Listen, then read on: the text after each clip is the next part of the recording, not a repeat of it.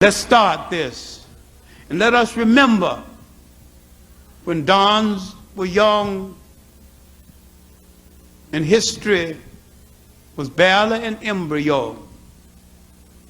In the Nile valleys of Egypt, in the Niger valleys of other parts of Africa, Limpopo and the Zimbabwe, we created the laws and the social thought that would later govern man, who dared to call himself civilized after they had learned from us. The Greeks and the Romans warmed their intellectual hands on the fires that we had created. And except for what Africans had created earlier, there had been no Rome and no Greece.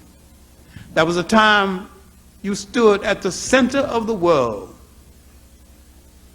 And if you're going to do it again, you have to train your children that they are capable of doing everything necessary to maintain a nation. Don't shout nation time until you are ready to maintain a nation. Don't shout black power until you know the responsibilities of power. Being black and beautiful means very little unless ultimately you are black and powerful. Realize there was a period of sovereignty and independence in your history when you were the major influences of the world and gave guidance to the world without oppressing anyone, without being arrogant enough to take anyone's country. And you gave the world some safety and a new humanity.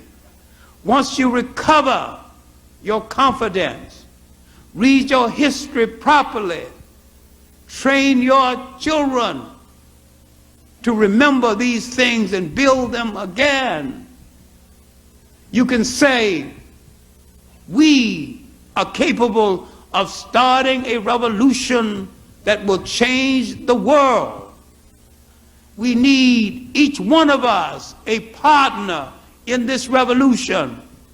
So I suggest that you find a mirror and don't move from the mirror until you like what is staring back at you. We are consumers of so much and producers of so little.